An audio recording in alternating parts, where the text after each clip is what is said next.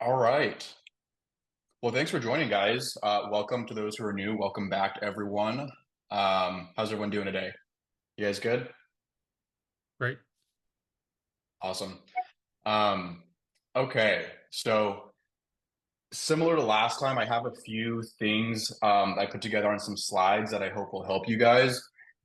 Focusing really on just kind of coming up with ideas, trying to plan out initial content, since I know that can definitely be a struggle in the beginning. And I know a lot of this is really going to depend on your specific industries because I know it's tough to kind of give recommendations on what kind of videos to plan because it's going to come down to really what you guys want to start your channels with, how you guys want to do things. That being said, I have a few things to share to hopefully give you guys some help with that kind of stuff. Let me share my screen here.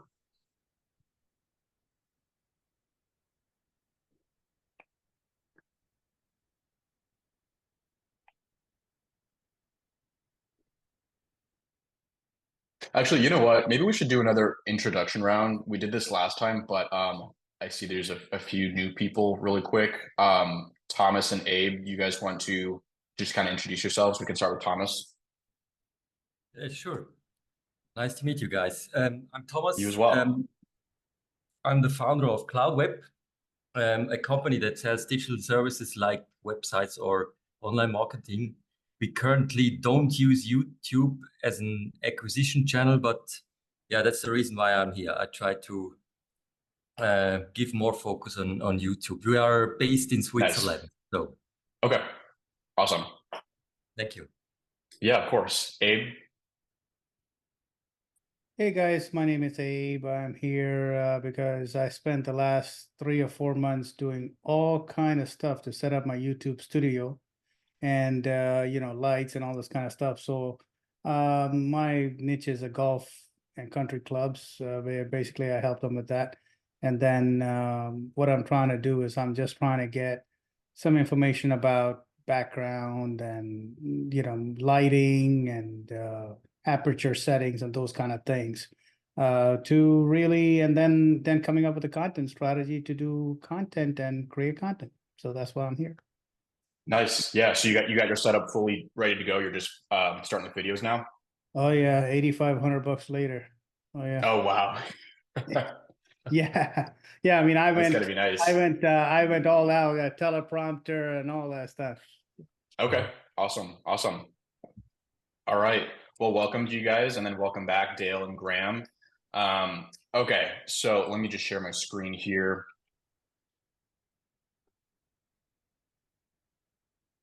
Are you guys able to see this? Okay. Cool. All right. So really talking about just planning your initial round of videos today, getting started, because I feel like in the beginning that can definitely be a challenge, especially if, the whole YouTube thing is new to you. There's, figuring out your setup, being on camera, and then actually figuring out the videos you want to start with.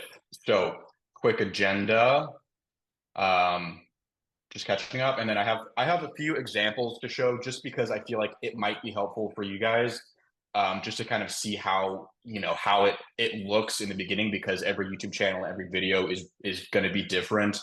Talk about views versus leads and videos meant to get views versus videos meant to get leads.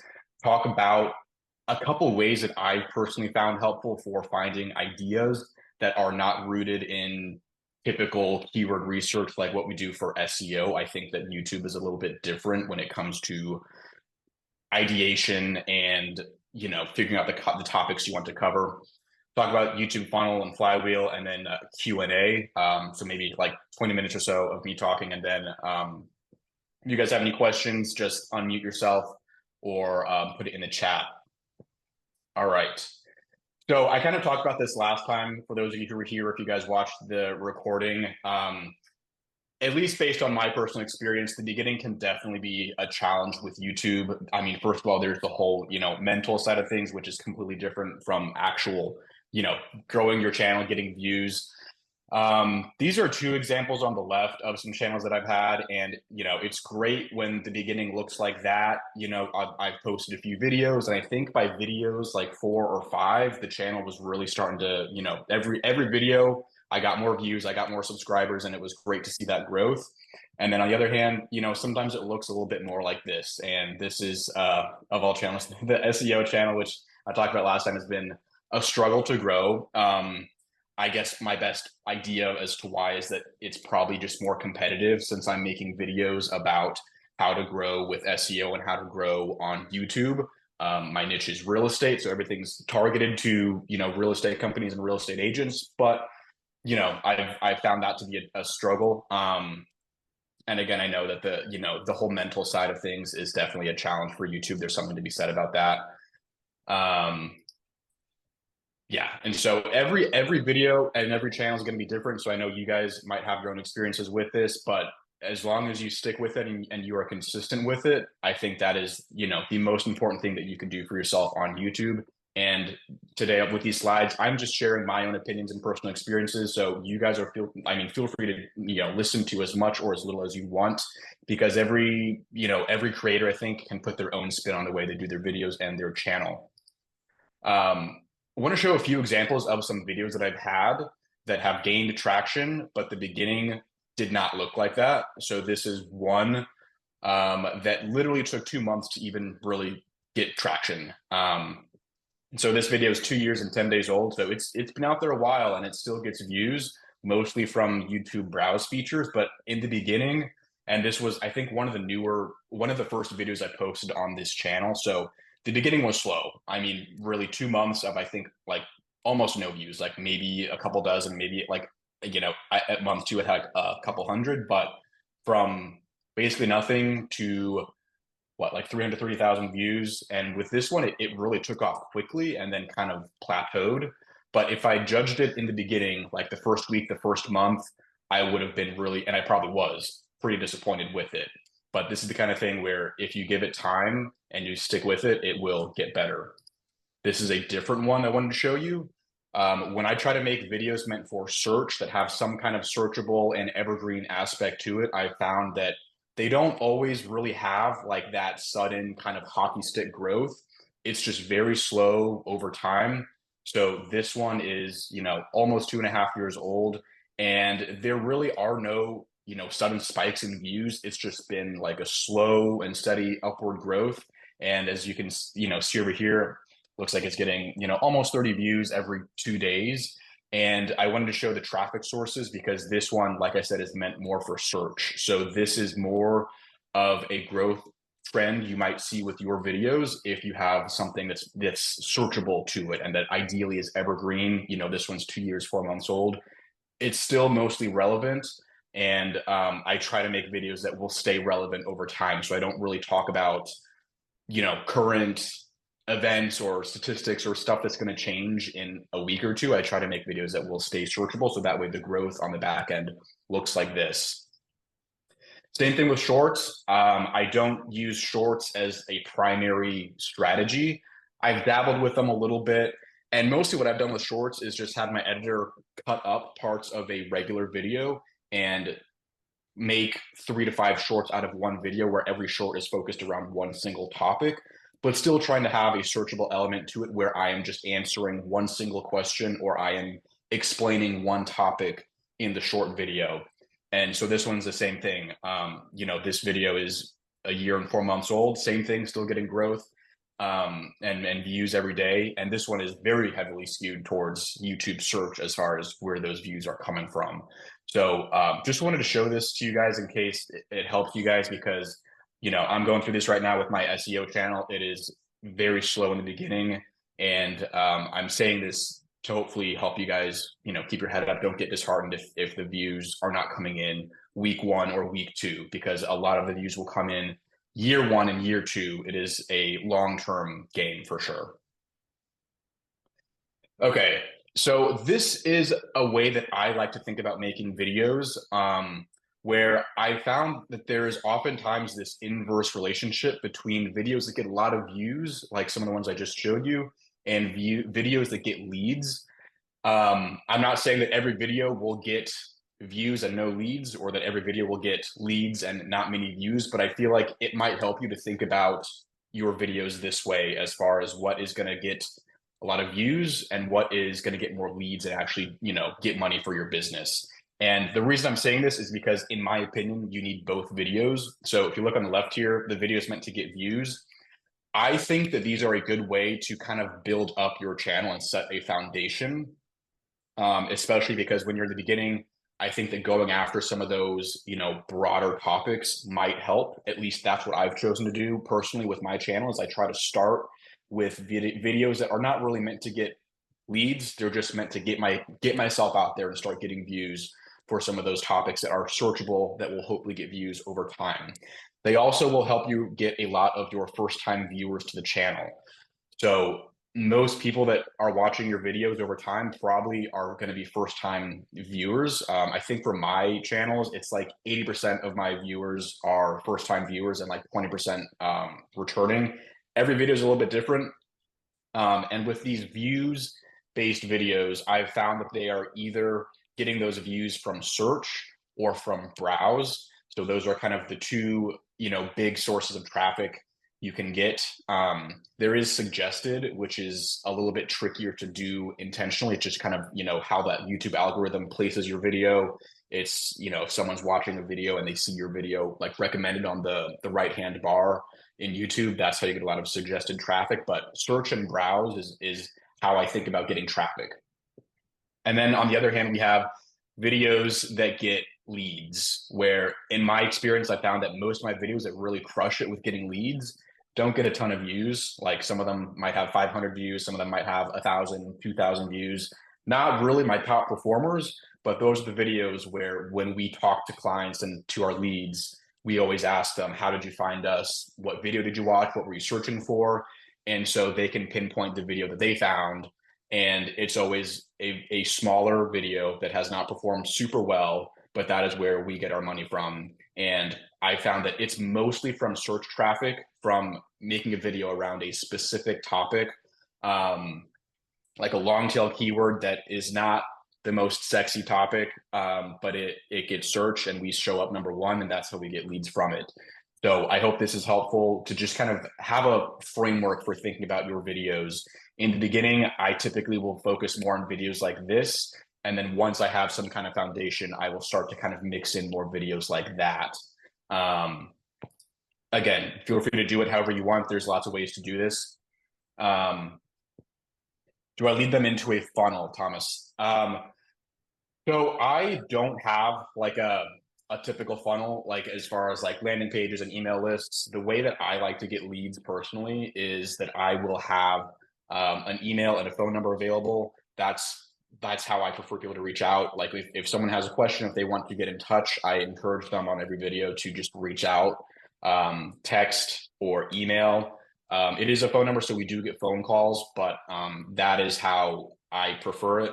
I do have links to websites and stuff in the description, and I'll pin it in the comments, but I usually just prefer a direct reach out. And when I'm saying that, I'm speaking for the real estate team that I get leads for. So I'm in the real estate business. All of our leads that we're trying to get are for buyers and sellers. I have a newer SEO channel, but I'm not trying to get leads from that for myself at this time. It's just more so try to build that up. But for the real estate one, I'm a big fan of email and phone number, if that makes sense. All right. So this is kind of, if you want to visualize the views and leads, sort of like your typical funnel, this is how I think about it, where, at the top, you have your videos that get a lot of views, where you're not really probably going to get a lot of leads from them. So if you want to think about your top of the funnel stuff, that's kind of what your views-based videos are going to get. This is just an example of keywords. So, I'm in real estate. So when I'm trying to make videos to help realtors with SEO, this is roughly how I think about it. At the top level, we have like very broad stuff, SEO for real estate or for real estate agents. Towards the middle might be stuff, SEO for real estate websites, or I probably should have put the keywords in the middle one, but then at the bottom, there's stuff like actual services, kind of those transactional keywords. SEO companies for realtors, SEO services for real estate agents, stuff like that. So if you guys think about this, it might be very similar where it's just SEO for your industry or services, or, case study videos could be a really good way to kind of get that bottom of the funnel transactional type of content out there. And then, so all of these examples are, for my industry, but I'm hoping that this can maybe give you guys some ideas for your industry. So I think that for me personally, when I'm going through ideas for my SEO channel, there's kind of two buckets. There's the SEO plus industry, basically, which is kind of like, it's very similar to Nathan's style of content, where it's just, talking about SEO, but it's tailored to my industry. How long does SEO take? How to do SEO on a realtor's website, SEO keywords for real estate agents, where you can really just switch that out for any industry and it would still make sense. It's just obviously the content of that video is going to change. So that's kind of the SEO plus just add your industry to it. The other type of videos that I'm thinking about are the actual like industry specific, where these questions and these problems only exist in my industry. So stuff like, should you have IDX on a real estate website? IDX is the plugin that lets you have listings. That really is only a question that someone's going to ask when they're in real estate. How to get new construction leads. That's a video I just filmed this week. These are others on my agenda, kind of like a case study. Here's how we sold a $1.3 million house from an SEO article, stuff like that, where again, this is just how I've been doing it, where I have kind of the broader SEO stuff, like SEO for my industry, but then on the right-hand side is actual, I got these ideas from either just stuff that I've observed and that I've done, or from like actual questions that we get when I talk to the agents I work with or the brokerages that have questions about how to do SEO, where everything here, you can't really take those topics and just switch out the industry. So obviously I know that we're probably going to be across industries and everyone here has different niches that they serve. So that's kind of the tough part with this, where I can't really give recommendations on, how to do video topics for your industries, but I hope that this might help you get some ideas for where to start with that kind of stuff, because this is just how I've been doing it so far. Yeah, Abe, I will have the slides sent after this, and I'll also have the recording for this meeting. And then one important thing, I know this has come up on calls with Nathan too, with SEO and with making YouTube videos to get leads for your agency, is that I don't know everyone's situation here, but you're probably not making videos for other people in SEO and other marketers. So it's probably more, for your actual clients. And I don't know if your clients are SEO people, but I'm guessing they're probably not. And I think that's important when it comes to actually thinking of topics for your videos and also how you speak in the videos. So instead of making videos for people who are in SEO, here's some things you might want to think about instead. So think like you're speaking to your average existing client. If you already have clients and you have a sense of their understanding of SEO, maybe they're very low in their SEO skills, or maybe they have some understanding of it. You could try thinking about the average customer you expect to be watching your videos. So depending on your industry, SEO might or might not really be a common thing. For me in real estate, it's not. SEO is not a very, there's not a lot of buy-in, I'll say. There's a lot more buy-in for like social media, for YouTube, but SEO, at least for realtors, is not very common. So I try to speak in my videos like I'm talking to someone who doesn't really understand SEO, doesn't know what a backlink is. Another thing that I've tried to do, and that this helps me kind of keep it in perspective, is to come up with ideas and make videos like I'm talking to myself from 2 years ago. So I, don't have a ton of SEO experience. I've been doing it for, about 2 years now. And when I'm making videos about how to do SEO, in the real estate niche, sometimes what I try to do is just think about, what's a problem that I was running into 2 years ago, learning all of this, because there weren't a ton of models for me to follow, just because, like I said, it's not a super widespread practice to do SEO in real estate. And everyone that talks about it talks about a different kind of SEO than what I'm doing. And so think about, what are the problems that you've solved and what are the things you learned to do that these three personas would want to hear about when you're making YouTube videos. And so actually finding ideas, there's a lot of ways to do this. And like I said, I don't really rely on typical keyword research tools. So one thing that I've done before is just go out there and search for, your topic. So for me, that's real estate SEO or SEO for realtors, something along those lines, where I'm just trying to see what are the videos out there that have performed well. What is everyone saying about this? What do people talk about? And all of these videos, I've watched them all, I think. They talk about different things. Some of them are way more about like actual website stuff. Some of them are way more about the local pack and listings. But what I like to do is just watch, because these are not recent videos.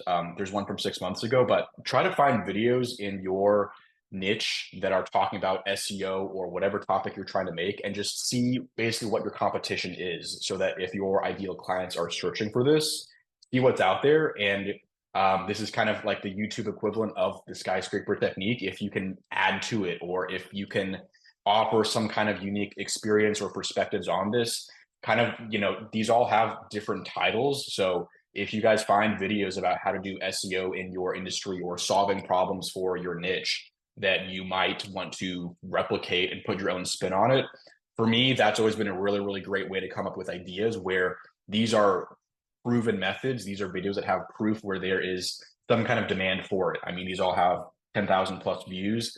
Another thing, since these are kind of your competition, if you want to think about it, go read their comments. So if you want to find more ideas, see what people are asking about in the comment section. Maybe the video didn't talk about something. Maybe there's some criticisms about it. Maybe there's feedback of some sort. I think that oftentimes the comment section can be a gold mine for just coming up with ideas. So this is one example. Different guy named Jacob that was filming a video about SEO. There's one question here. The other comments were just kind of, thanks for the video, but just kind of an example where you will get some very specific questions on either your videos or other people's videos that I've found can sometimes just lead to ideas you wouldn't have thought about, that you could make a video about, or you could make a video and kind of address the topic in there. Something that I found helpful. And then this is kind of later down the line, once you guys have channels that, are getting views, you're getting subscribers and getting comments, the thing that really, really helps is that you kind of have this ongoing feedback loop where you'll make a video and you will get comments, you'll get questions, you will get people that, sometimes have things to add, but you can go through and just come up with ideas based on what people are asking. So, and you'll see there might be some overlap where people have similar questions across different videos. You can go into your YouTube studio and actually filter your comments by the ones that have questions. So I like to do that. Some of these questions, I think at one point I might have made into videos, and other questions don't really warrant their own video. So it's kind of a, case by case basis, use your best judgment. But that's one thing that I really like about YouTube, where it is kind of like a social media in that you have that engagement, you have that feedback where you can post a video and immediately start to get comments and feedback on it. And I found that those can be a really great way to lead you to new ideas. Another way that I have found very helpful is what I kind of call the inverse subreddit search. So I'm a really big fan of Reddit, both for coming up with content ideas for articles on websites, and especially for YouTube videos. So one thing that I like to do is just go into your niche. So for me, that's r/realtors or r/real estate. Go into your industry, start looking for SEO or marketing or lead generation, and then do the inverse of that, where if you go into the subreddits like SEO or marketing or something else, like maybe there's a Google Ads subreddit where you're going into a marketing-based subreddit, and then you're looking for your niche. So there's kind of like you can do it one way and then flip and do it the other way. And I found that oftentimes they're kind of separate things. I'm not finding the same ideas in both. There are, some overlapping themes, but I found that a lot of times you can find totally different conversations going on in, the industry-based subreddits talking about marketing, where it's maybe some lower level questions or very basic stuff about how to get started, you know, kind of beginner level conversations. And then in the more SEO and marketing based subreddits, there might be some higher level conversations going on about like some maybe more advanced problems or tactics. I think that both of those are very helpful, and I found them at least just good to kind of see where people are at with things and kind of gauge, you know, what is interesting to people, what do people have a lot of questions about. So those are some ways that I like to go through and just get ideas. Because I think that, you know, trying to see what questions people are asking is a really, really helpful way to come up with ideas, at least for me. Whenever I choose not to, you know, I think that you can only go so far with, you know, looking at Ahrefs and that kind of stuff, because I think that with YouTube, you can just make, you know, similar videos over and over again, and you don't have keyword cannibalization the same way. And so anytime I'm making a video, or even if I'm redoing a video from 6 months or a year ago, I'll go back, look at the comments on that video, maybe go through Reddit and see what's there and just see what else I can add to it, especially if you're doing kind of that skyscraper technique where you're taking a video that someone else has made and you just want to add to it. The Reddit and the looking at YouTube comments is a big way that I like to do that. So that is kind of all I had for this one today. I know this was kind of shorter than the last one. Wanted to open it up if you guys have any questions, or really more like kind of brainstorm together, since, you know, the fact that we're all in different niches makes it maybe more of a challenge where we're all going to have different types of videos to work on, since you know, we're not all targeting the same types of customers. Graham, sorry to call on you. I know you and I emailed back and forth, and I know you've been doing some good stuff with the tree care industry. Would you mind sharing a little bit about how that's been going and kind of your process of going through that? I can. In fact, actually, I've got maybe five slides I can share with you guys, if that's okay. Oh, perfect. Yeah. They're not as pretty as yours, Jacob, because, you know, no, you're good. I don't have as much time as you do, obviously. You should be able to share your screen. Let me know if you have any issues. Let me just figure out what I'm doing here. Zoom, where are you? Here we go.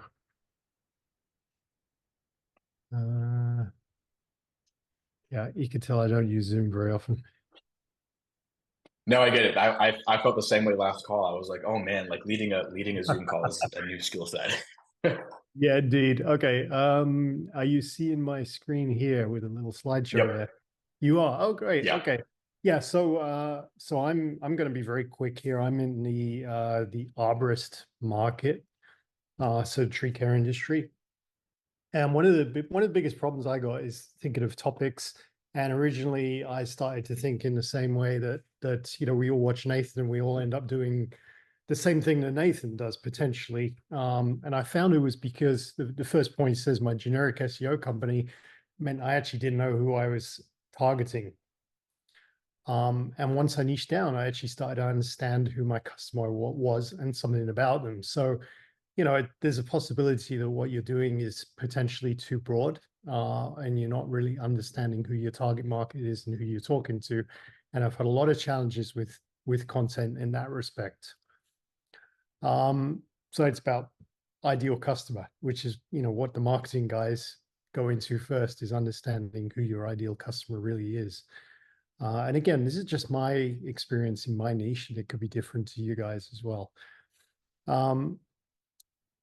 So yeah, it actually started to become more clear once I started to get real customers. But of course, the problem is, you know, how do you use YouTube as a channel, or any other marketing channel, if you don't have customers, and how do you market to them if you don't know who they are? So that's just something to think about.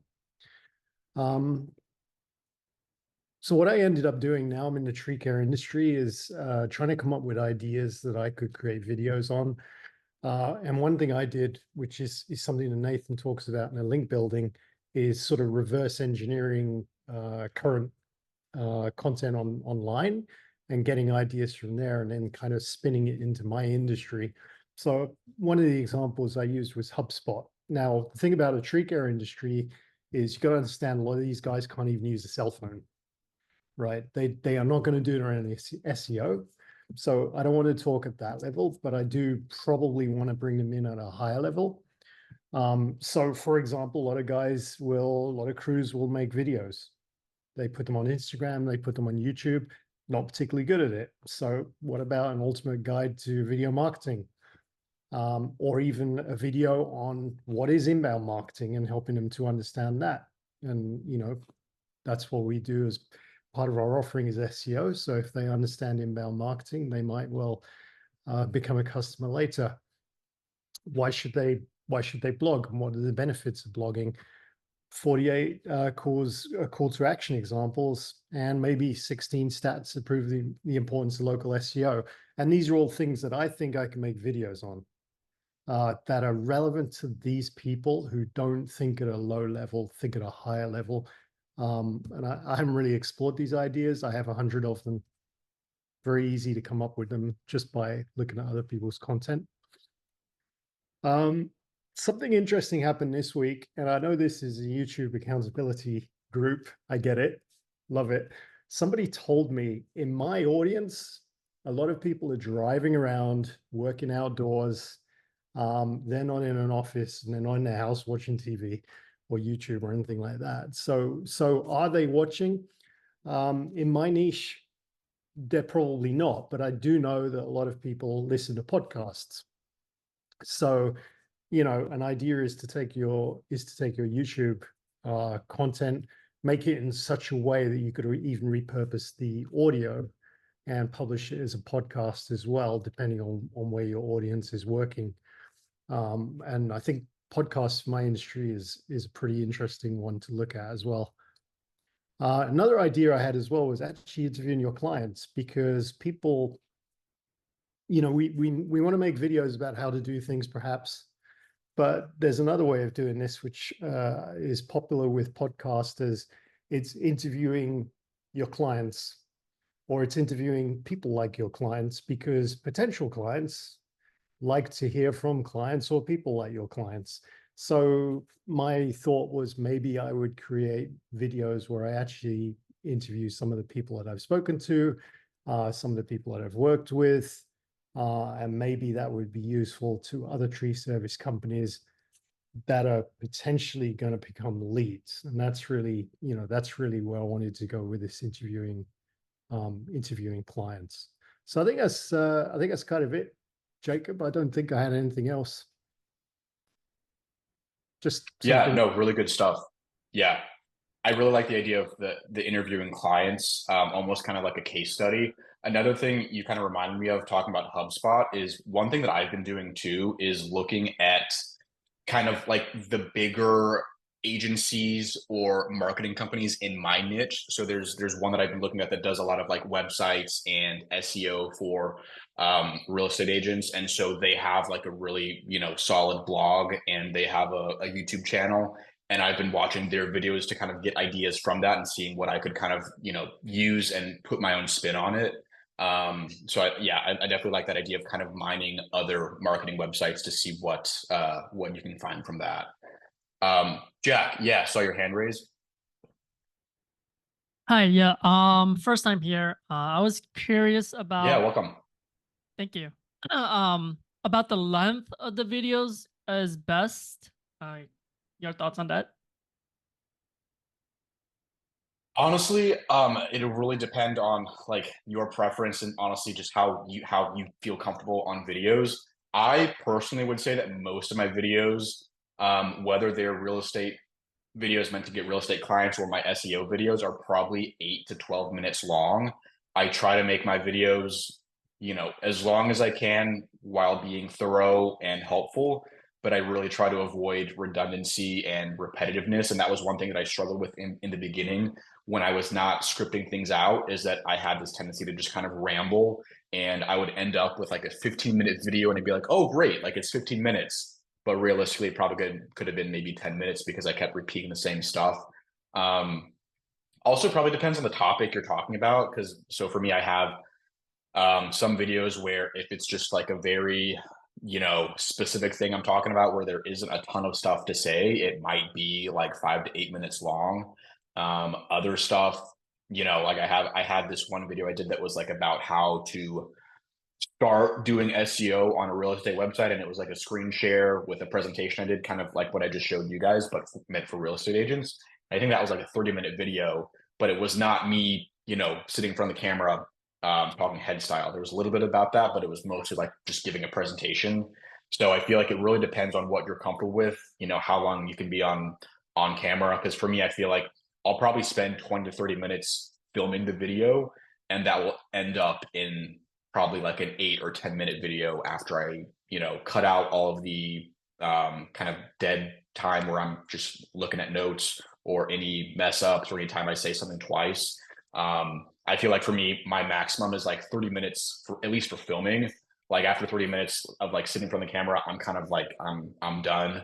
And I feel like that'll usually translate to like a maybe 10-minute video, if that makes sense. Yeah, Abe.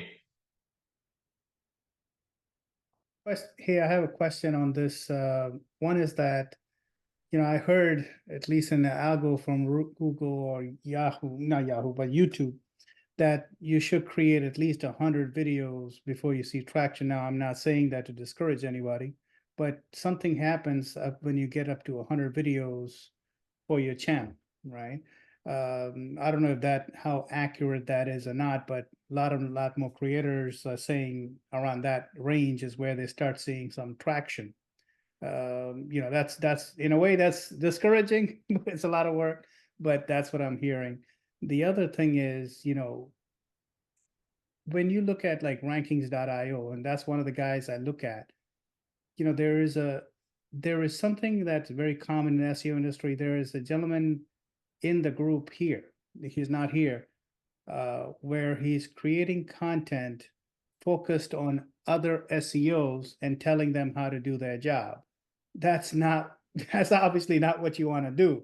You don't want to have them do their job. You want to have them come here. So I looked at that and looked at a lot of other things, other sites, and I'm not the guy has some valid points, but it's the guy, forgot his name, but he's a guy who says, show the implementation, show the process, but not the implementation. He's a gym guy. I forgot that guy's name. He does the gym training and all that. He's Hermosi. That's it.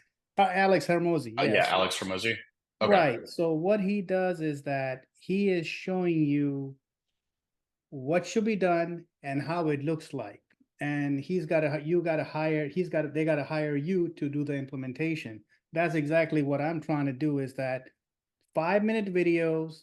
I'll show them the wrong way and the right way and what it does. And this is what should be done. If they need to get that implemented, their developer cannot do it, their team cannot do it, call us and we'll help you do it all in 5 minutes. And maybe we'll show some screenshots of before and after in a slide, and that's it. Yeah, I think that's a smart way of doing it. Absolutely. Regarding your first point about 100 videos, I don't necessarily know that there's like a number you need to hit to start expecting to see traction. I mean, kind of like I showed at the beginning, I've had some where after 5 videos I start to see it start to slowly go up. I think it does get better over time with every video you post. But yeah, it definitely can be a tough thing in the beginning. And for me, the way I recommend doing it is, think about it like making videos is now just part of your routine. So whatever cadence you decide on, whether it's once a week, once every 2 weeks, my mindset is, okay, I'm just doing this indefinitely. I feel like these days, since I have like 3 channels, it's like maybe once every 2 to 3 weeks I'm posting a video, and I'm just going to do that consistently. But yeah, if it helps you to have like a goal of, I want to have 10 videos done, then I want to have 20, and then work your way up to 100, I think that could certainly be helpful.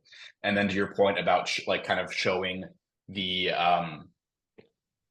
process and then selling the implementation, I think that's definitely a smart way of doing it. One thing that I've been thinking about with my SEO for realtors content is just kind of showing and kind of giving away everything that I can say, like all of my tips, all my advice, because I know that for real estate agents who are watching, they're busy. Like they're running around, they got phone calls all day, they're showing houses, they're selling houses. Like they're not going to have time to execute all of this stuff. And so I like that approach, Abe. Definitely sounds like a very Alex Hormozy thing. I definitely think that at least my opinion is like, I try to show as much as I can and give as much value as I can, because I know that some of this stuff is hard, like not hard, but it is complicated, as far as, building out your dashboard, doing the keyword research, doing the link building. I feel like there's so much stuff that you can show there, and know that most people in your niche probably might not have time to do all that. So I definitely think that's fair. Like to just kind of give away your playbook and then sell the implementation of that playbook, because there's a lot to it. Absolutely. If I can add one Yeah, more Graham. thing, a lot of people. Sorry. Yeah. Sorry, a lot of people hate this thing, but I have tried to do this and wing it, and I've tried to do it this way, and it saves a lot of time, but people hate this idea. You can fight it, but eventually that's the easiest way, is to use a teleprompter. It's cheap. It's $160 or so. And if you don't want to sound like you're reading, on your screen moving like that, just use a cell phone. But having a teleprompter on a camera or even your iPhone will save you a lot of time and lots of retakes in your videos and a lot of blabbing on. Yeah. That. So. Yeah, I think it's really personal preference. I personally just like to have like notes on a cell phone and kind of, right next to me, like you said. I like to just like get a few lines out, take a break, look at it again. Yeah, I think that the whole like scripting versus not scripting is like, there's a lot of ways to do it. There's not one right or wrong way. I definitely think it's helpful to just kind of try it both ways and see what works for you. Because yeah, I feel like the actual filming the video, a lot of ways to do that. And, one person might have it work really well with a teleprompter. One, like, I don't think I could do a teleprompter. I've never tried one, to be fair. But I've tried like full on scripting out videos. And what I like to do is have like a partial script where I will script out a couple sentences at the beginning of each topic and then bullet points, so that I can kind of, get going, and then I don't need word for word. But I think that there's a lot of ways that, if a teleprompter works, I think that's totally a fair way to do that. 100%. Yeah, Graham. So the thing you said about traction, Abe, I have a very small niche YouTube channel. I got caught up on traction early on and then realized it doesn't really matter, because although I've only posted around 35 videos in 2 years, it actually brings a lot of sales into my e-commerce site. So much like anything else, I don't want traction and volume. I want the right people to find me and the right amount of sales. So, I think a lot of the traction comments come from people who are trying to grow massive YouTube channels. You get the same thing in podcasting as well. Oh, we need to get sponsorship, so we've got to get huge traction, and that's how we're going to monetize it and so forth. But if I can make one video that makes 3 people watch it and it makes a difference in 3 people's lives, then that works for me. And I think also the idea of giving value first is the most important idea. One thing I think I'm conscious of when I start doing the YouTube for my niche, but also potentially podcasting, I really don't want to do any sales at all. I want to give them a farm. I'm here to help these people, and I should be marketing to these people because they need me. They really need me. And there's a whole bunch of sharks out there who they don't need. The sharks are getting their business, but they need me. So, the way I think is authenticity really works. I think the case studies is good, but I wouldn't do it every video whatsoever. I'd probably just try and help these people out the best I can, knowing that, first off, business owners, they're busy. Like the arborists, they got a crew of 3 or 4 or 5 people. Maybe they got 2 crews. They're not sitting around doing SEO. They don't even know what it is. They just want more leads going into their CRM. So if I give them a farm and help them, and they're not, they won't be able to do it, they're going to come to me anyway. I don't need to sell them. So that's kind of my take on these kind of channels, really, for what it's worth. Yeah, Good stuff. I definitely agree with that. Another thing too that I've tried out is that I try with my videos to like really just not sugarcoat stuff. Like if there's stuff someone's gonna like hate about it, like hey, SEO, it's gonna take a while, like 6-12 months. It's gonna take a while to get started. It's not the cheapest or the fastest way to get leads. I feel like I just try to front load videos by just saying all that. Like, look, this is not like a Facebook ad strategy where you're gonna get buyer and seller leads the next day. Stuff like that, where I'm also a big fan of, like, kind of like you said, Graham, like give them the farm, give them everything. Also be very transparent about stuff that they're not going to like. I think on one hand, it's valuable, like it's helpful for someone to know that and to be transparent about it. Selfishly, I also think that it gets them to like you more. It kind of gets people to trust you. Like, okay, this is a guy selling SEO. He's talking about stuff I'm not going to like about SEO, such as the fact that it takes a while, it's expensive, it can be volatile, all those things that kind of make it a struggle. I feel like being very transparent about that kind of stuff is another good way to kind of think about your videos, where if you just come at it like you're just their friend who is teaching them about SEO, and like you just tell it how it is without trying to be overly salesy and, oh my gosh, SEO is the best thing in the world. Like, it is a marketing channel, but it might or might not be the best marketing channel for you, you know, depending on your budget, depending on how patient you are, stuff like that. I think that I like to be very, very brutal about the stuff someone's not going to like. And that goes for the real estate channels too. You know, like when I'm making content to try to get buyers and sellers, like I'm very, you know, very forward about, here's stuff you're going to hate about this area. If you're this kind of person, it's not a good fit for you. If you're looking for XYZ kind of things, then great, you're going to love this. So kind of like explaining when someone is or is not a good fit for your services or for SEO or anything like that. Yeah, Graham, go for it. I think because we're experts in our field, and I you know, put ourselves in quotes, we're more expert than our customers. I think it's easy to overestimate their knowledge. And what you said about the, you know, the difficulty and the length of time to rank is something that I'm finding that my potential clients and my clients are underestimating every single time how long it's going to take. Why are we not on Google yet? You know, a week later. Yeah. So I think it's important to educate people. You know, like you said, be really, really upfront and honest. And if you know, I said to one guy, well, if you have some budget, then Google Ads is a way to get leads quickly. Let's go that route. Yeah. Yeah. I think that's a really good way of just like giving someone the information, just kind of like helping them self-filter, you know, kind of to your point. Like if you're a very impatient person and you have a budget, like take that to Google Ads, because SEO is not going to be it. Whereas I try to say, like, if you're, you know, if you're in this for the long haul and you are fine with potentially taking 3 to 6 to 9 months to really start to gain traction, great, like fantastic. But yeah, I'm a big fan of like, don't sugarcoat it, you know, tell someone everything they're gonna love about SEO or your services or whatever it is, but also the stuff they're gonna hate about it that, you know, is not fun to talk about. Yeah, Ben. Yeah, I was just going to jump in on what you guys were just saying. From working with a few different businesses, I found it's almost like you set yourself up for success, because you say to the client, well, what is it you're looking to achieve? How fast are you looking to get results? Because if you want to start getting results tomorrow, then we do Facebook ads or we do Google ads.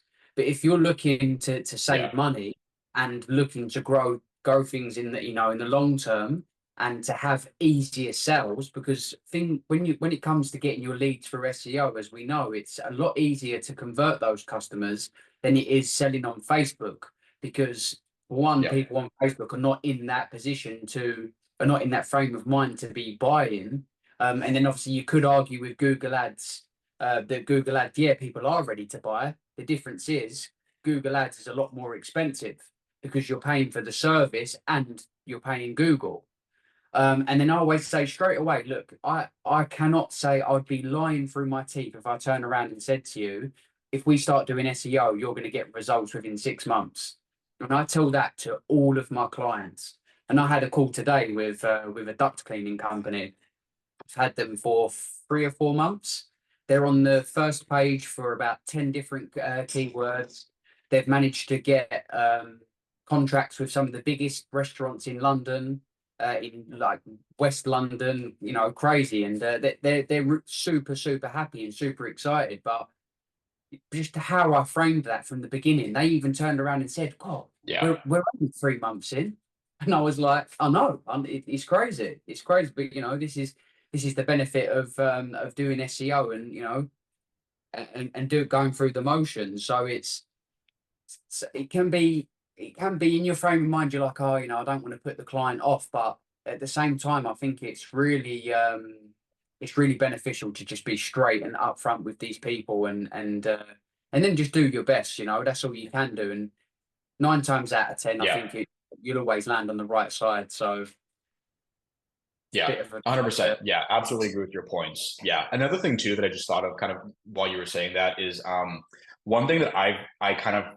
will try to do is kind of like insert some little stories about clients and kind of do it in a way that helps the viewer of your video kind of relate to them. So when I'm talking about real estate agents, you know, that I get leads for, kind of to your point, Ben, like it takes a few months. And, you know, what I've said in videos is like, look, I can't promise you I'm going to get you a certain number of leads because it's so hit or miss. You know, the team I work with might get 5 really good leads in a month. The next month might be like maybe 1 or 2.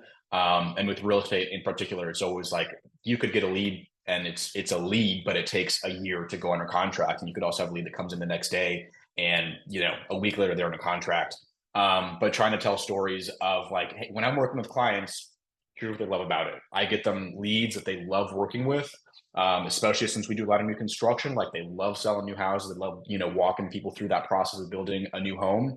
That being said, you know, it's inconsistent. You know, some months we get maybe 10 leads, some months maybe 25. And then especially in the wintertime, like it might be like 3 leads in a month is a really good month. But I feel like that also kind of helps position you as an expert or as an enthusiast in your field, is to talk about what you've noticed between other clients. Like, hey, when I have, you know, a new tree service company I'm working with, or, you know, whatever your industry is, having a way of kind of injecting some of your personal experience. Like, here's how we do it with our clients. Here's what they've, you know, they've usually seen at 3 months. They're getting these results at 6 months, these results.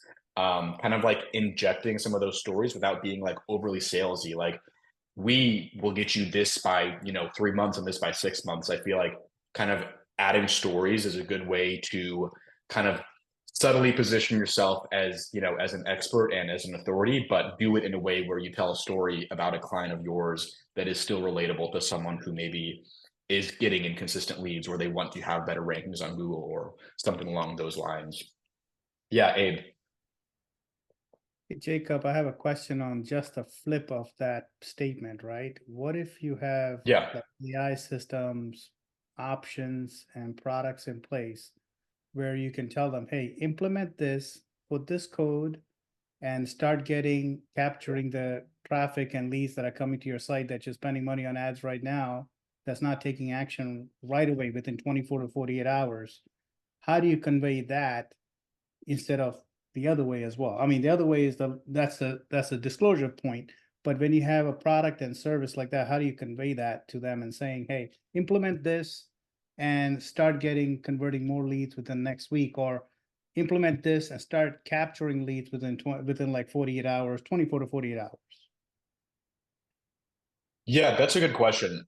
I feel like you could probably still do the same thing. I mean, like, I will say, like, it depends on how salesy versus how subtle you want to be, because I feel like that's a very, you know, personal preference. And I've tried videos both ways, you know, being very direct about a call to action versus very indirect, where I'm just talking about clients without actually asking for a call to action.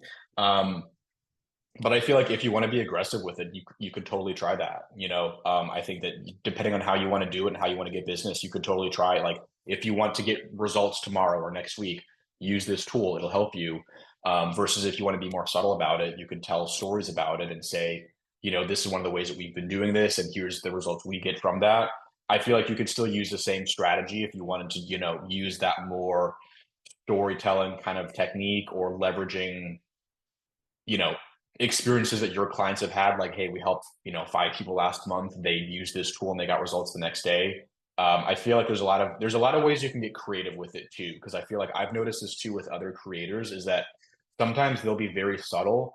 Like with Nathan, for example, I know that a lot of his videos, like he's not very direct about saying that he owns rankability, but he uses it. Like he shows it in all of his videos. And I know there's sometimes he does talk about it, but I feel like I definitely appreciate like when there's a very like subtle use case or like talking about it or telling a story where like asking for business there is not the main part of the video. So Abe, if you have like a tool or something you're trying to promote, like software, I feel like there's a lot of ways you could try it. And I feel like if you want to, like, you don't have to pick one technique and stick to that. I feel like if you want to do like 5 videos and you have a different way of pitching yourself in every video, that's totally a fair way to do it. Honestly, when I do calls to action, I feel like I already try to vary it, because if someone watches like 3 videos back to back, I don't want them to kind of tune out the call to action. Because for example, I don't know about you guys, but I feel like I am so used to seeing YouTubers that say the same old, hey, if you're liking this video, make sure to like, subscribe to the channel and comment down below. I feel like that's so repetitive and everyone says the same thing, where it's kind of like in one ear and out the other, because I hear that all the time, and it's kind of like it no longer means anything to me. So I try to vary the way I ask for business or the way I try to pitch myself so that it's maybe a little bit different every time. Sometimes it's very direct. Like if this sounds like you and you would like help, please email or please text us. We'd love to help you with that.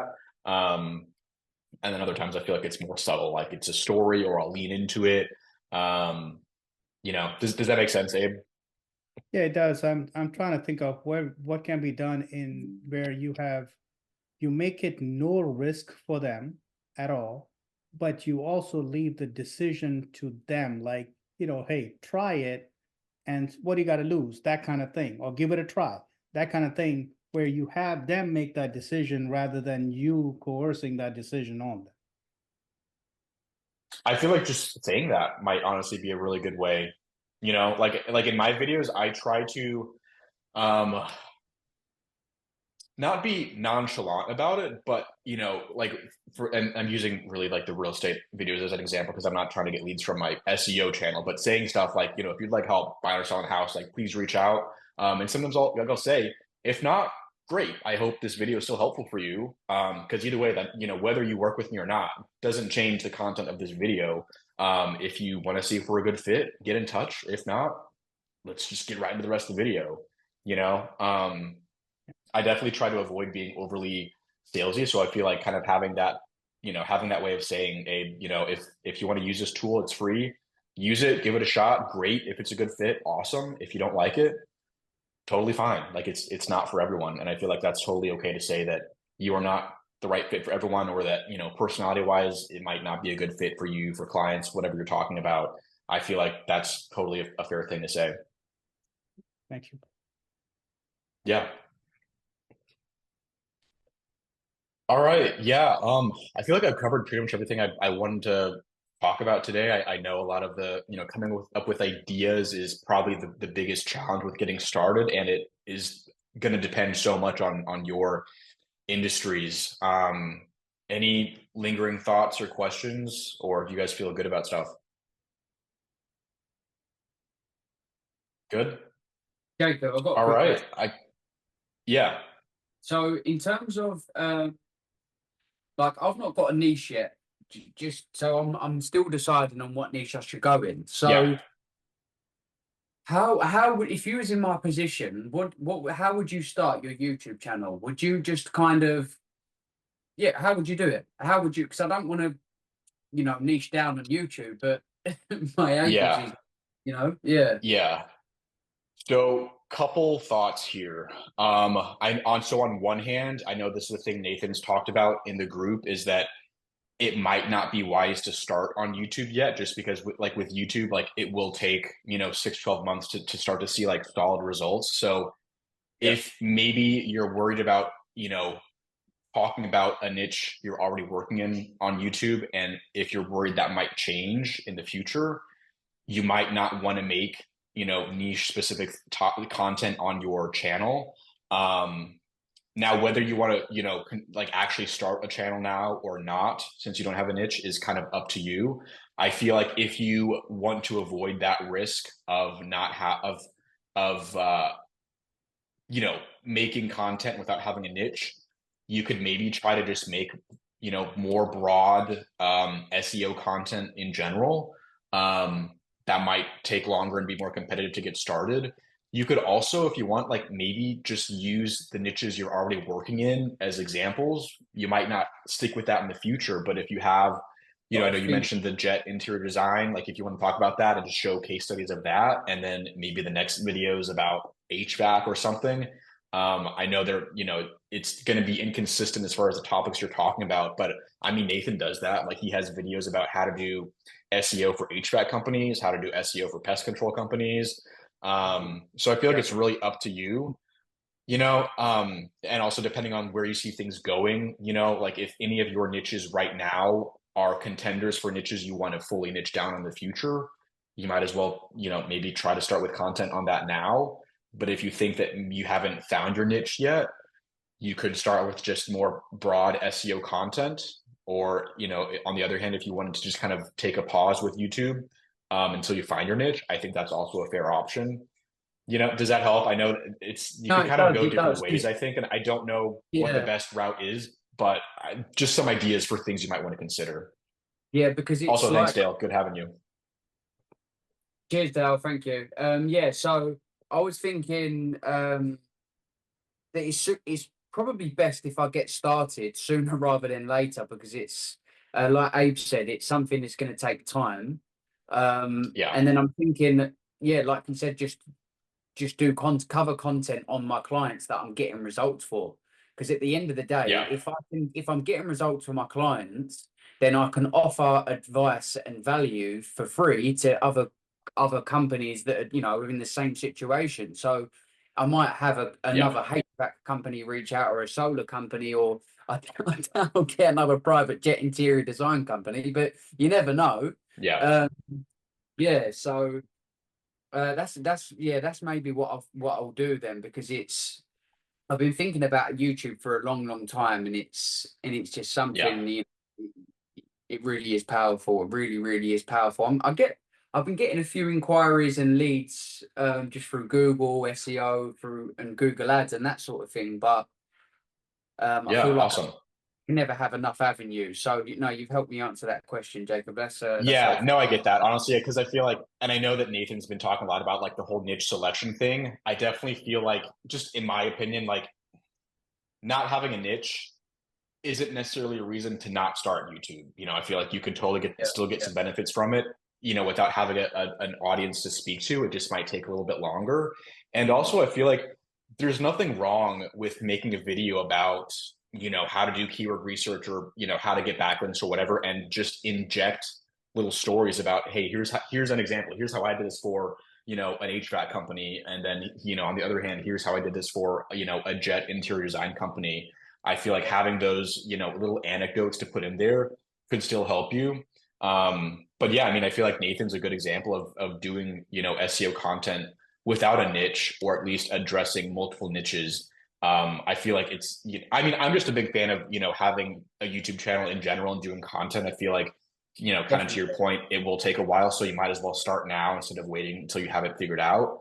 But yeah, I hope that helps. Yeah. No, meanwhile, you're still building a personal brand at the end of the day. People are getting to see you, understand who you are, what you're about, and so it's going to help regardless, I suppose, with whether you even generate leads from it initially. It's going to help with familiarity, and you know, when it comes to marketing, you need multiple touch points. So I don't think you can figure it out, Ben, until you do it. Yeah, no, absolutely. It's like life, isn't it? It's one of them things you either do it or you don't.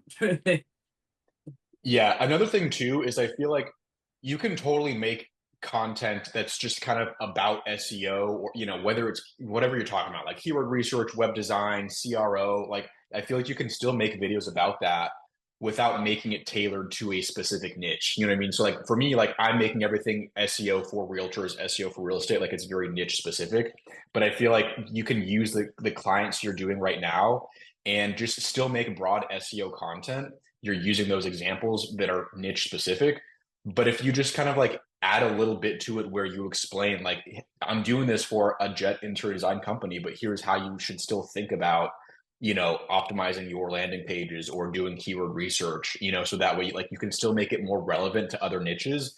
But yeah, I feel like you could totally still do that without knowing what your niche is for now. Yeah, definitely. Thank you very much, guys. I really appreciate that. Yeah. Thanks for joining. Abe, I saw your hand up. Did you have a question or anything you wanted to share? Yeah, Jacob, this may be a little bit off the rocker on this topic, but what if, Yeah, go for it. when you have a niche that you have already finalized, right? You know there's traffic, you validate everything else, and then you find channels where the owner, maybe they lost interest. They have lots of videos, good engagement. They lost interest in the niche, or something happened. They don't have time, right? What about acquisition of those channels and taking over those channels and that traffic? Have you done that? Do you know anybody who's done that? Or approaching that person to for the acquisition of that channel? Yeah, that's a good question. I've never done that. I don't really know how to handle that. Because I've looked, I think there's like websites you can go and look at for channels that are for sale. Like, I don't know if Flippa has, I thought that Flippa had like social media profiles on there. I could be wrong. If it's not Flippa, there might be another website. Um, Also, I'm definitely not like, I don't know much about other niches. I mean, like, for me, like, it's always been real estate. I haven't gone through Nathan's process about niche selection or anything like that, so I can't really speak to that. I feel like just right off the bat, what comes to mind if you're looking at buying someone else's channel is that you just really might want to be careful, because I feel like buying a YouTube channel seems like that'd be very different from buying a website, where if it, because if it's a website with just written content, I feel like that would probably be easier. Like, if you want to buy an affiliate site or an affiliate blog, like, you can still replicate the content and all of that kind of stuff. But I feel like when you're buying a channel, if it is already attached to someone else's, name, face, likeness, their whole personality, like, if they're no longer going to be in the videos, and whether that channel, like, if you're just buying a dead channel, there might not be much to salvage there. But if you're buying a channel where, like, they're still getting views and engagement, but it's all these people watching someone else on video, and then now it's Abe in the videos, I don't know how that would translate. Again, I've never done that. I can't really speak to that.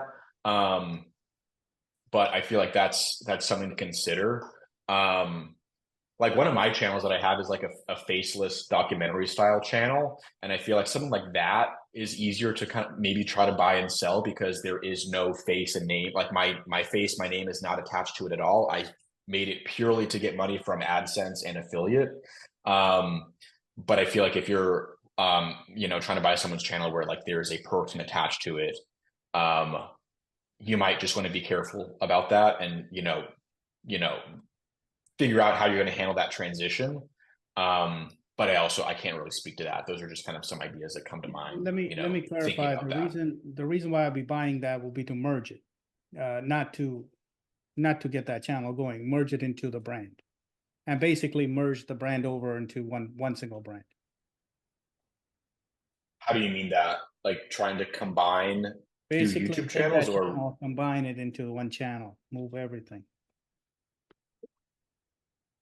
I don't know if you can do that. I mean, like, do you mean like you just want to like take the videos and like re-upload them to a separate channel, or like you want to change the name and the brand of the channel?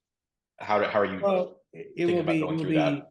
it will be the process of that one. Rebranding is a whole different thing, and then will be the intro from the author to the new author, and talking about, maybe there will be a series of videos where the two authors talk to each other, and then the seamless transition goes through. It won't be a sudden transition.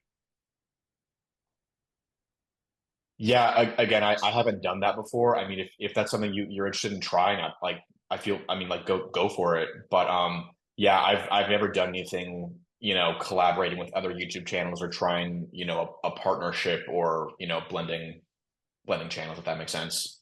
All right. No Also, bye, Graham. Thanks for joining today and for sharing. Super helpful. Yeah, sorry, I can't be more helpful, Abe. I've just never tried anything like that. Not a problem. All right. Awesome. Well, thank you guys for joining. Same as last time, I will have the recording sent out to you guys and send out the slides in case you guys want to rewatch it. Any other questions or follow up for anyone? Good. All right.